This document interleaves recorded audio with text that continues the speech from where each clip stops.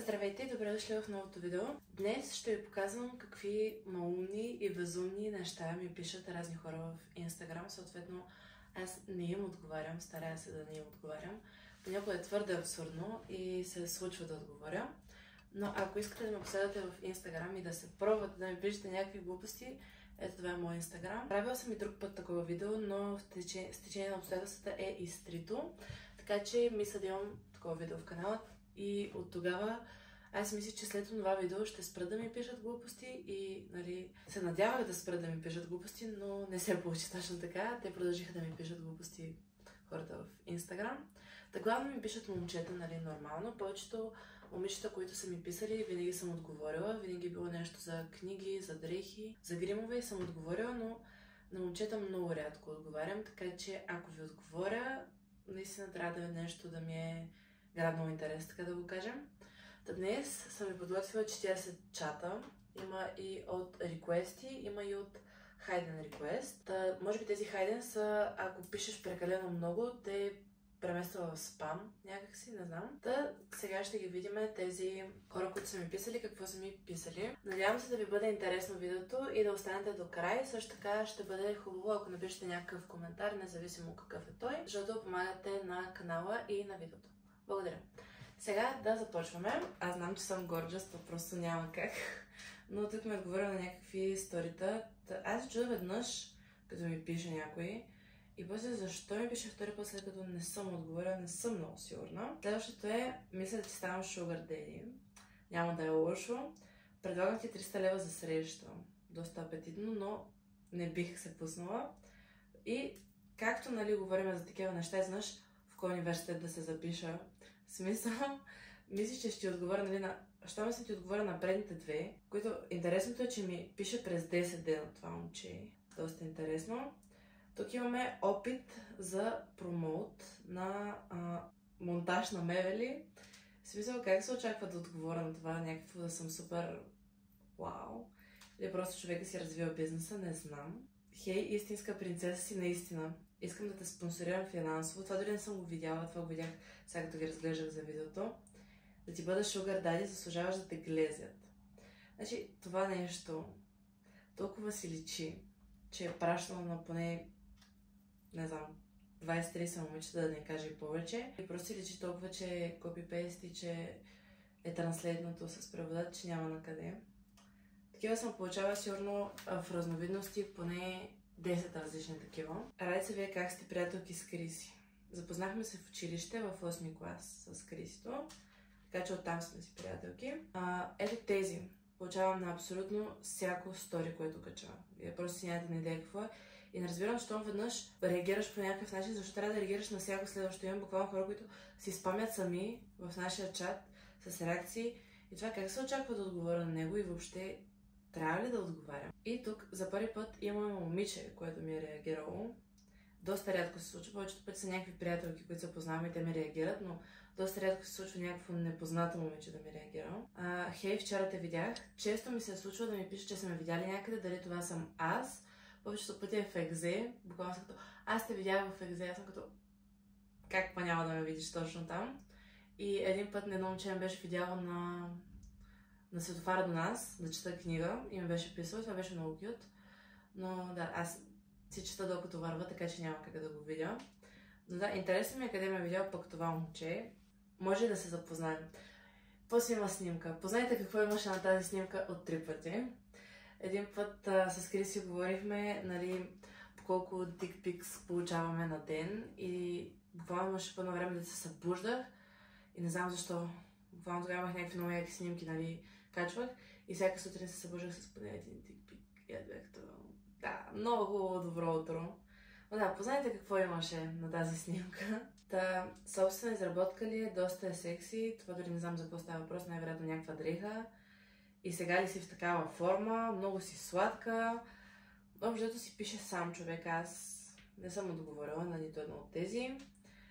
А той продължава, това е същия за сега. За сегашни това им е късно, но за нещия се, как си го усети човек, трябва да те срам. Това е най-вероятно на колко години съм правила за първи път секс, нещо такова. Това тук беше едно мимче, не знам, което ще ви го сложа тук. Ако някой разбере смисъла на последната и предпоследната картинка, защо и как, моля да напише в коментарите. И тук има един клип, който участвам на Prestige Productions там за едни момчета трябва да се борим. Та, ако искате да гледате тези видеа, ще ви ги оставя долу в линка в описанието. Прекрасни си радите само за фотосесия си. Да, знам. Та, ако някой се занимава с фотография и снимане, би искал да ме снима, може да ми пише в Instagram. Аз много, много харесвам да се снимам, обожавам. Тук може би съм качила някаква снимка от фитнеса и някакъв фитнес профил ми е писал, не знам. И такива получавам. Тук не знам какво е първото съобщение. После doing anything for the cloud. Да, буквално изкачих черни връх само за... Може би само за гледанията и за фъна, но поне беше топло в този ден. Така че не беше чак толкова страшно. Привет, красавица, би искала да кача твоя снимка или клип в страницата ми. Това са странички, които качват просто момичета. Никога не съм го разбирала. Качвали сме в такива странички, но някакси самия дали ще ме качат. Стига да не е нещо... Не, буквално няма значение. Аз си качвам нали снимки, които всички ще видят, така че не е голяма драма, ако ги качате някъде другаде. Но просто не разбирам защо трябва да те питат. Сега нали трябва да ти искат позволението, но аз също не бих отговорила на такова съобщение, ако ще да ме качват. Много ми пука на мене. Това вижте колко е дълго, просто ужасно дълго, но цялото според мен си е копи-пейст от всякъде. Но не, това няма да го чета. Временно в бъга сега. Доста сериозен човек. И този продължава да ми пише, пратил ми някакви сторита. Религиозна легенда твърди, че на щастливия петък се случват чудеса, слепите проглеждат. Ужаса са толкова кринж неща направо. Аз не знам как някой това си позволява да го пише на някой друг, без да се познавате. You're beautiful and fit. Ох, това си го знам. И този си е платил за тикче. Това е много, много зле. Много, много секси, бих те разблъскал с удоволствие. Дай си номера, красавица. Как си представяте това нещо да се случи? Буквално някой, ако ми напише такова нещо, как си представя да му отговоря? Просто няма как да стане. В смисъл, абсурдно е да си мислиш, че мога да ти отговоря на такова съобщение. Аз съм един от тия. Тук най-вероятно е става въпрос за някакви свестни момчета, не знам. Супер, 11 от 10, значи то можеш да готвиш. Мога да готвя, естествено, какво си мислите. Но малко са като теб човек, браво, наистина бих се радвала да се познае такова момиче като теб. Това колко пъти съм го слушала, просто вече ми е омръзнало да го чувам. И после познайте каква снимка имаше на 13 февруари. Малко 10 минути преди Свети Валентин. Много интересно. Тук явно си е писал сам. Не знам.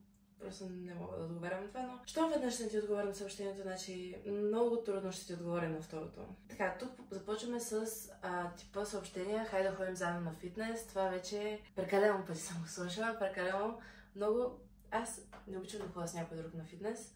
Обичам да си ходя сама. И много трудно да отида с някой. Не знам как би си помисля, че ще отида точно с теб, дето не те познавам. Така, тук имаме co-owner на OnlyFans агенция, който ми предлага да работя с тях. Ако имах OnlyFans, ще се държа всичко сама, за да отиват всичките пари при мен, не да давам пари на някой друг да ми помага. Фотореплей. Мацка е на зала утре. Тръгнала съм, разбираш ли, тръгнала съм. Фотореплей също много мразя да правя, така че много трудно да правя с някой. Трябва ми е много интересен, за да правя с него. Как върви с Тиндъра? Общото много забавно. Аз много харесвам това приложение. Наистина запознаваш с някакви хора, които никога няма се запознаеш с тях. Има ли смисъл да ти пишат? Чата ти прегрява сигурно. Определено да, понякога. Има някакви такива моменти, които има застой на реквестите и изведнъж нещо се случва и тези реквести бумват и телефонът ми буквално е така. Вечер като се събуда сутринта, като се събудя и просто телефона ми want to send you a message. Здравей, не искам да досаждам, само да попитам нещо. А това е другото нещо, което най-много мразя. Да като може ли да ти задам въпрос и вместо да ме зададе въпроса, никога да не ме питам.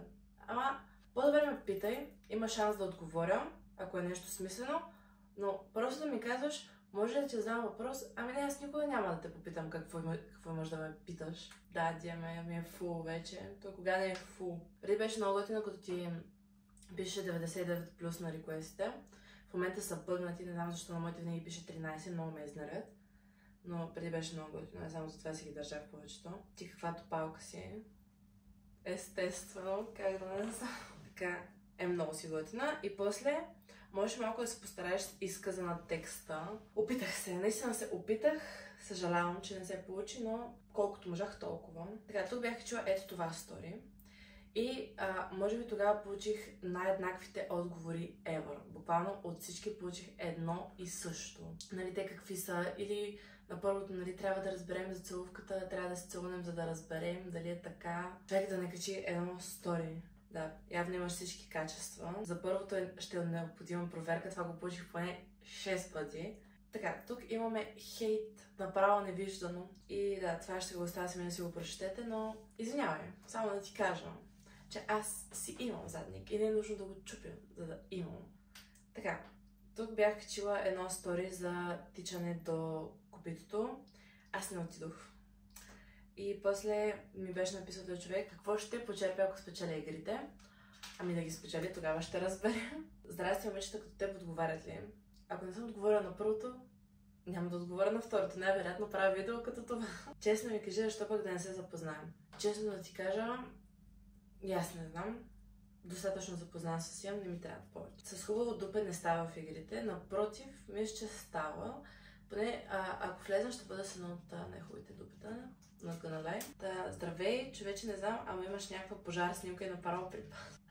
Това е ужасно криш, наистина, смисъл. В 9 часа сутринта, това ли си мислиш? И това беше последното. Аз наистина съм много отблъсната от всички, които ми пишат. Не знам, такива, които, нали, просто...